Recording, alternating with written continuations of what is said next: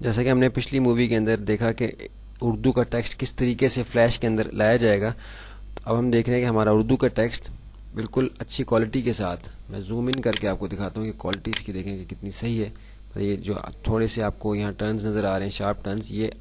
کیونکہ سائز ہم نے جتنا اوور کیا تھا اس لحاظ سے یہ اس نے اس کو ریڈ کیا ہے، تو اگر مزید اوور سائز کا ہم ٹیکسٹ اس میں لے کے آتے تو یہ مزید اس کے اندر بہتری ہوتی، لیکن یہ کہ اتنا سائز کافی ہے، یہ آپ کے اینیمیشن کے اندر جو ہے کوئی بھی ڈسٹربنس پیدا نہیں کرے گا، نہ اس کی کوالٹی کو افیکٹ کرے گا۔ آپ دیکھ رہے ہیں کہ یہاں سے بالکل ٹھیک نظر آ رہا ہے۔ زوم ٹول کے ذریعے سے میں اسٹیج کو دوبارہ سے سامنے کر لیتا ہوں، ہینڈ ٹول کے ذریعے سے تھوڑا سا میں نے سائڈ پہ کر دیا۔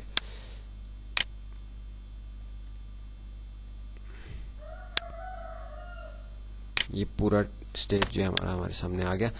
اچھا، اب ہم نے یہ دیکھنا ہے کہ اب ہم نے کسی بھی قسم کی ماڈیفیکیشن اگر اس ٹیکسٹ کے اندر فلیش کے اندر رہتے ہوئے کرنی ہے تو سب سے پہلے ہم نے یہ دیکھنا ہے کہ اب یہ دیکھ رہے ہیں کہ یہ فلیش ایک گروپ کی شکل میں ہمارے سامنے موجود ہے۔ اس پہ ہم جب کام کریں گے تو اس سارے ایریا کے اوپر کام اپلائی ہوگا اور یہ ایز اے گروپ آبجیکٹ ہوگا، یعنی اس کے اندر اگر ہم شیپ ٹوننگ، کوئی کمپلیکس شیپ ٹوننگ یا کلر چینج کا افیکٹ دیں گے تو یہ اس پہ فی الحال اپلائی نہیں ہو سکتا، کیونکہ یہ صرف امپورٹ کرنے کے لیے فارمیٹ اس کا کافی تھا۔ اس کے بعد ہمیں جو ہے اس میں کچھ تبدیلی کرنی ہے، تو اس میں سب سے پہلے جو کام ہمیں نے کرنا ہے وہ یہ کہ اس کو ان گروپ کرنا ہے تاکہ ہمارے یہ سارے الفاظ جو ہیں یہ الگ الگ ہو جائیں۔ تو اس کے لیے ہم ماڈیفائی میں جا کے ان گروپ کی کمانڈ، جس کی شارٹ کٹ کنٹرول شفٹ جی ہے، اگر آپ نے نوٹ کرنے کے لیے کچھ پاس رکھا ہوا تو یہ کمانڈز آپ لکھ بھی سکتے ہیں، ریویژن کے دوران بھی اس کو آپ کر سکتے ہیں۔ شارٹ کٹ کے ذریعے سے کام آپ کا ذرا تیزی کے ساتھ ہوتا ہے۔ تو ہم نے ماڈیفائی میں جا کے ان گروپ، اس کو اپنے ٹیکسٹ کو ان گروپ کر دیا۔ ہم دیکھ رہے ہیں کہ پہلے ایک گروپ تھا یہ سارا ٹیکسٹ کا، ابھی ہر انڈیویجول جو ایریا ہے وہ ان گروپ ہو گیا ہے، اور اس کو میں الگ سے موو کر سکتا ہوں، ایون نقطوں کو بھی میں الگ سے موو کرا سکتا ہوں۔ کنٹرول زیڈ کے ذریعے سے ہم واپس اس کو کر لیتے ہیں۔ اب یہ بات ہے کہ ابھی بھی آپ دیکھیں کہ جیسے میں نے اس کو سلیکٹ کر کے یہاں سے اس کا کلر چینج کرنا چاہا تو یہ کوئی کلر چینج اس کا نہیں ہو رہا، کیونکہ ابھی بھی یہ ایک ایسے فارمیٹ میں ہے کہ یہ ساری چیزیں فلیش کے اندر جو اس پہ ہیں وہ اپلائی نہیں ہو سکتی۔ ری سائز ہو جائے گا، تھوڑا سا موو کر لے گا، لیکن جو کمپلیکس آپ کی تھوڑی ڈیٹیلڈ آپ نے اینیمیشن کے افیکٹس اس پہ دینے ہیں شیپ ٹوننگ یا موشن ٹوننگ کے دوران، وہ اس پہ اپلائی نہیں ہوں گے۔ تو اس کے لیے ضروری ہے کہ ہم سب سے پہلے اس کو کنورٹ کر لیں ویکٹر ڈرائنگ کے اندر۔ جیسا کہ میں نے پہلے بھی ذکر کیا تھا کہ ویکٹر ڈرائنگ کے اندر کنورٹ کرنے کے لیے کنٹرول بی کی کمانڈ ہوتی ہے۔ اس کی ایکسرسائز ہم نے شیپ ٹوننگ کے اندر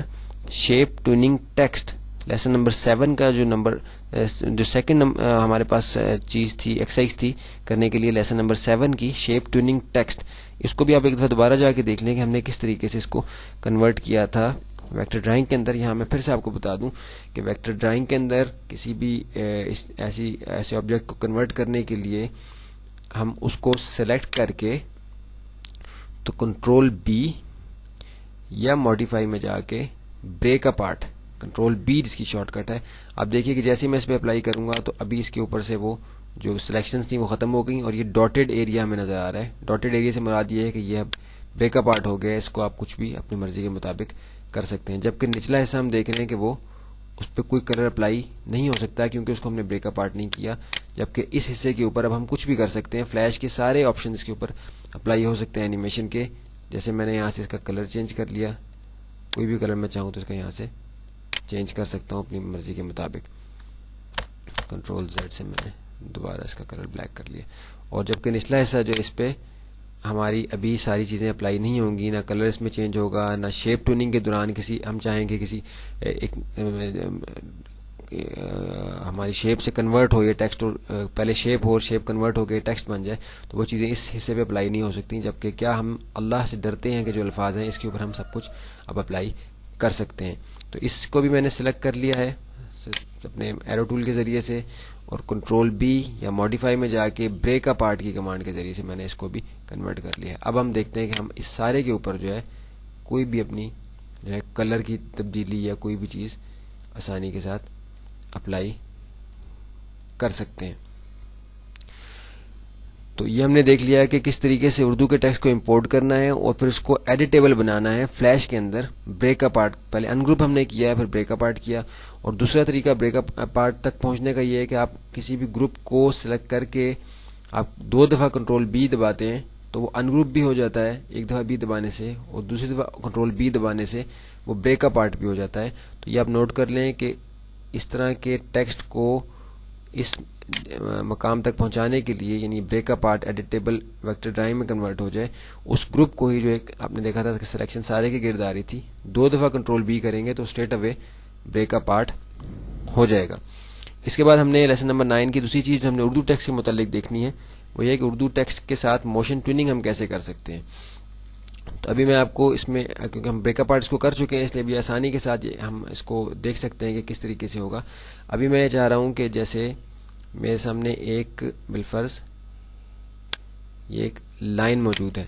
میں چاہ رہا ہوں کہ ایسا ہو کہ یہ لائن جو ہے کنورٹ ہو ٹیکسٹ کے اندر, اینیمیٹ ہو یہ لائن, اور اس کے ذریعے سے ٹیکسٹ جو ہے وہ کریٹ ہو. تو اب دیکھیں کہ میں نے لیئر نمبر ایک دوسری لیئر سلیکٹ کر کے اس کا نام لیئر نمبر 3 اس لیے رکھا گیا کیونکہ ان بٹوین ہم نے ایک لیئر بنا کے ڈیلیٹ کی تھی, تو یہ سیکوینس میں لیئر کے نام دیتا جاتا ہے. اگر آپ لیئر نمبر 3 کو ڈیلیٹ کر دیں گے, پھر میں نے اس لیئر کو ڈیلیٹ کر دیا, تو اب جو میں لیئر بناؤں گا اس کا نام لیئر نمبر 4 ہوگا, کیونکہ جتنی لیئر ہم کام کر کے ڈیلیٹ کرتے جائیں گے ایک سیکوینس میں چلیں گے تو نمبرنگ اس پہ ایک ہی سیکوینس کے اندر ایڈ ہوگی. اس میں یہ نہیں ہوگا کہ لیئر ابھی 1 ہے تو اس کے بعد 2 ہی آئے, آپ 2 ڈیلیٹ کر چکے ہیں تو اب جو آئے گی وہ 3 ہوگی. تو لیئر نمبر 4 کے اوپر فریم ایڈ ہوا ہوا ہے, یہاں میں نے ایک بالفرض شیپ بنا لی اس کارنر کے اندر جس کا کلر بلو ہے. بالفرض بلو نہیں رکھتے ہیں, میں چاہتا ہوں کہ اس کا کلر جو ہے ریڈ ہو جائے, اس کا کلر ریڈ ہو جائے گا. تو اس میں چاہ رہا ہوں کہ اس شیپ سے کنورٹ ہو کے یہ ٹیکسٹ ایسے بن کے نکلتا ہوا مجھے یہاں نظر آیا. آپ نے دیکھا ہے کہ ٹیکسٹ میرا الگ لیئر کے اوپر ہے, اس کو میں نے ابھی میں فی الحال اس کو آف بھی کر سکتا ہوں, لیکن یہ کہ میں نے اس کو انفیکٹ اوپر والے حصے میں کام کرنا ہے, اس کے اوپر میں ٹیکسٹ کو بھی آف کر رہا ہوں تاکہ مجھے سمجھ آ جائے کہ میں اس کے ساتھ میں کیا کر رہا ہوں. تو آپ دیکھیے کہ جیسے ہم نے شیپ ٹیوننگ کی ایکسرسائز کے اندر دیکھا تھا کہ جس فریم تک ہم نے اینیمیشن چلانی ہے, جتنے ٹائم تک 12 فریمز پر سیکنڈ کی سپیڈ سے, تو ہم اس فریم پہ جا کے اپنا مزید آگے ایکشن اپلائی کریں گے کہ ہم نے اس پہ کیا کرنا ہے. میں چاہ رہا ہوں کہ فریم نمبر 30 تک یہ میری اینیمیشن چلے اور فریم نمبر 30 کے بعد جو ہے میں اس میں کوئی تبدیلی کرنا چاہ رہا ہوں. تو یہاں میں F5 دباؤں گا تو اس کی ویلیو کاپی ہوگی, F6 دباؤں گا تو ٹرننگ پوائنٹ ایک مجھے چینجنگ پوائنٹ مل جائے گا, یعنی اس شیپ کے ایک نئے فریم کے ساتھ چینج کروں گا تو پچھلے چینج نہیں ہوں گے, صرف وہ پوائنٹ چینج ہوگا, اور کنٹرول بی کے ساتھ ایک بلینک کی فریم آئے گا اس کے اندر. تو میں ادھر فریم نمبر 30 کے اوپر کنٹرول بی کے ذریعے سے ایک بلینک کی فریم اپلائی کرتا ہوں تاکہ مجھے ایک خالی ایریا مل جائے. اب کیونکہ میرا ٹیکسٹ ایک الگ لیئر کے اوپر تھا تو یا اس کو ڈریگ کر کے میں یہاں اس فریم کے اندر ایڈجسٹ کر لیتا ہوں جو بہتر طریقہ ہے, ورنہ ہے کہ اس ٹیکسٹ کے اس فریم کے آبجیکٹس کو میں کاپی کر کے بھی یہاں پیسٹ کر سکتا تھا. ابھی ان بٹوین فریمز جو ہم شیپ ٹیوننگ لیسن نمبر 7 کے اندر کنورٹ کر چکے ہیں, ہم دیکھ رہے ہیں کہ ہماری لیئر نمبر 4 کا سٹارٹنگ پوائنٹ جو ہے وہ ایک سرکل ہے اور فریم نمبر 30 کے اوپر ہمارا ٹیکسٹ اپلائی ہوا ہے. ان بٹوین ہم چاہ رہے ہیں کہ اس کے اندر تبدیلی آئے اور یہ سرکل جو ہے کنورٹ ہو کے ٹیکسٹ بن جائے. تو یہاں ہم نے بیچ والے فریمز کو سلیکٹ کر لیا, فریمز میں گئے اور اس کا ٹویننگ جو اس کے اوپر موڈ اپلائی ہونا ہے وہ شیپ میں کلک کر دیا, تو یہ شیپ ٹویننگ کا جو ہمارے پاس آپشن ہے وہ آ گئی. تو اس کے بعد ہم دیکھیں گے کہ ہم نے دیکھا کہ یہ گرین لائن ہو گئی ہے, ایک ایرو اس کے اندر آ گیا ہے, سالڈ ایرو آ گیا ہے. یہ لیئر نمبر 1 اب ہم نہیں چاہیے کیونکہ ہم اپنا جو ٹیکسٹ تھا وہ اٹھا کے ہم اوپر والی لیئر میں لے گئے تھے, اس کو ہم ڈیلیٹ کر دیتے ہیں. ابھی ہم دیکھ رہے ہیں کہ کیسے ہمارا سرکل جو ہے وہ چینج ہو رہا ہے ہمارے ٹیکسٹ کے اندر. اب آپ دیکھیں کہ ان بٹوین اتنی کمپلیکس جو ہے وہ اینیمیشن کے فریمز اپلائی ہوئے ہیں کہ وہ اگر ہم خود سے بناتے تو ہم نہیں بنا سکتے تھے. کہ آپ یہ دیکھیں کہ یہ آپ کا سرکل تھا, سرکل کنورٹ ہو کے ٹیکسٹ میں جو ہے وہ کنورٹ ہو گیا. کتنی آسانی کے ساتھ ہم نے فلیش کے اندر جو ہے اردو ٹیکسٹ کے متعلق ہم نے دیکھا ہے کہ کیسے اردو ٹیکسٹ کو ان پیج سے کورل میں لے کے جانا ہے, کورل میں کیسے اس کو بریک اپارٹ کرنا ہے, وہاں سے اوور سائز کر کے فلیش میں لائے, اس کی ایڈجسٹمنٹ کی, اس کو بریک اپارٹ کیا, ان گروپ کر کے بریک اپارٹ کیا یا کنٹرول بی کے ذریعے سے 2 دفعہ کنٹرول بی دبا کے اس کو ان گروپ پر بریک اپارٹ کیا. اس کے بعد ہم نے اسی طرح جیسے ہم شیپ کو ڈیل کرتے ہیں اسی طریقے سے اپنے ٹیکسٹ کو ہم ڈیل کر سکتے ہیں. ابھی میں یہ بھی کر سکتا ہوں کہ یہاں سے میں آگے کوئی اور ٹیکسٹ اپلائی کر دوں اور پھر یہ ٹیکسٹ جو ہے وہ دوسرے ٹیکسٹ میں کنورٹ ہو جائے یا پھر یہ دوبارہ سے کسی شیپ میں کنورٹ ہو کے غائب ہو جائے اسکرین سے اور پھر کوئی دوسرا سین میرا جو ہے وہ شروع ہو جائے. تو یہ ہمارا lesson number 9 overview complete ہو گیا. اس سے مزید ہمیں اردو ٹیکسٹ سے متعلق فی الحال اس کورس میں جاننے کی ضرورت نہیں ہے. پھر آگے جیسے آپ پریکٹس کریں گے تو مزید آپ کو معلوم ہوگا کہ کیسے جو اردو ٹیکسٹ کے ساتھ آسانی کے ساتھ فلیش میں کام کیا جا سکتا ہے. اب ہم چلتے ہیں اپنے لیسن نمبر 10 کی طرف جو انڈرسٹینڈنگ لیئرز ہے, جو کہ ہم کافی اس میں سے آلریڈی ہم سمجھ چکے ہیں, لیکن اس میں ہم ریموونگ ٹائم لائن یا لیئرز اور ماسکنگ لیئر اور گائیڈ لیئر ہم دیکھیں گے. گائیڈ لیئر بھی ہم آلریڈی ایک ایکسرسائز میں ہم کر چکے ہیں, لیکن ہم اس کو ذرا یہاں ڈیٹیل سے دیکھ لیں گے. اب ہم چلتے ہیں اپنے لیسن نمبر 10 کی طرف.